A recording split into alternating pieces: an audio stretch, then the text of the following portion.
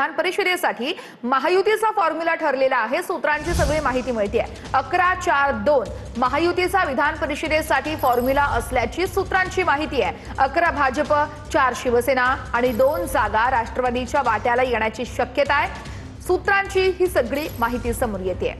या संदर्भातले अपडेट्स देत आहेत प्रमोद जगताप, आमचे प्रतिनिधी आहेत आपल्यासोबत। प्रमोद, दिल्लीमध्ये हालचालींना वेग आलेला आहे आणि त्यातच आता मोठी माहिती समोर आली आहे, ती म्हणजे महायुतीचा विधान परिषदेसाठीचा फॉर्म्युला ठरला। नेमका फॉर्म्युला काय आहे, सविस्तर सांगाल?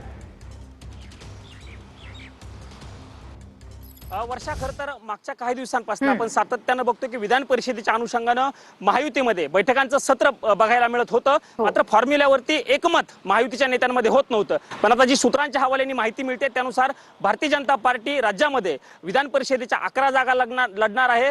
एकनाथ शिंदे यांची शिवसेना 4 तर अजित पवार यांची राष्ट्रवादी काँग्रेस पक्ष 2 अशा 11-4-2 चा नवा फॉर्म्युला जो आहे तो समोर आलेला आहे। जी माहिती मिळते वर्षा, त्या माहितीनुसार आजच दिल्लीमध्ये या नव्या फॉर्म्युल्यावरती शिक्कामोर्तब होऊ शकतं, कारण 2 ते 3 जागांवरतीच आता महायुतीच्या नेत्यांमध्ये संभ्रम असल्याचं बघायला मिळतंय। जी सूत्रांच्या हवाल्याने माहिती मिळते वर्षात, त्या माहितीनुसार संभाजीनगर किंवा नाशिक या दोन्हीपैकी एक जागा मिळवण्यासाठी भारतीय जनता पार्टीचा आग्रह असल्याचं बघायला मिळतंय। भाजपच्या नेत्यांचं असं म्हणणं आहे, स्थानिक नेत्यांचं, की संभाजीनगरच्या जागा आपल्याला म्हणजे भारतीय जनता पार्टीला मिळाली पाहिजे, यासाठी भाजपचा प्रयत्न आहे। त्यामुळे संभाजीनगर आणि नाशिक या दोन्हीपैकी एक जागा आपल्या ताब्यामध्ये घेण्यासाठी भारतीय जनता पार्टीच्या हालचाली सुरू आहेत। आणि त्यापैकी एक जागा म्हणजे शिंदेच्या शिवसेनेकडे दोन्ही जागा असू शकतात, पण त्यापैकी एक जागा खास करून संभाजीनगरची जागा आपल्या ताब्यात मिळवण्यावरती भारतीय जनता पार्टीचा प्रयत्न आहे आणि त्यावरती आजच्या बैठकीमध्ये शिक्कामोर्तब होऊ शकतो। वर्षा, दुसरीकडे बघायला गेलं तर पुण्याची जागा भारतीय जनता पार्टी सोडायला तयार नाहीये, पण अजित पवारांच्या राष्ट्रवादी काँग्रेस पक्षाचं असं म्हणणं आहे की हा आमच्यासाठी म्हणजे पुण्याची जागा आमच्यासाठी भावनिक मुद्दा आहे, त्यामुळे ती जागा आम्हाला सोडली पाहिजे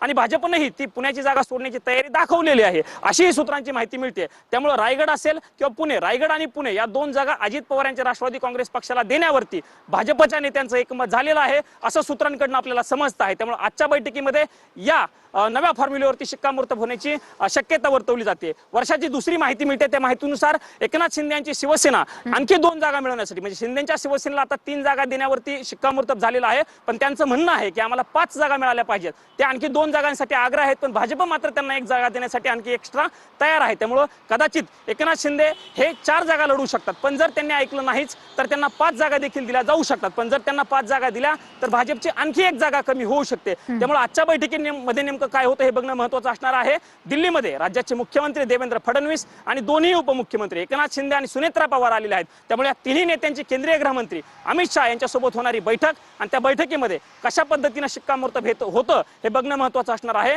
पण सूत्रांच्या हवाल्यानं विधान परिषदेसाठी नवा फॉर्म्युला TV9च्या हाती लागलेला आहे, तो आहे भारतीय जनता पार्टी 11, एकनाथ शिंदे यांची शिवसेना 4 आणि अजित पवार यांची राष्ट्रवादी 2 जागा लढण्याचा। निश्चितच, आणि या फॉर्म्युल्यावरती शिक्कामोर्तब होतोय का हे पाहणं अतिशय महत्त्वाचं आहे। प्रमोद, आपण या सगळ्या दिल्लीतील घडामोडींवरती लक्ष ठेवून प्रत्येक अपडेट्स घेत राहू। तर तास धन्यवाद दिलेल्या माहितीसाठी।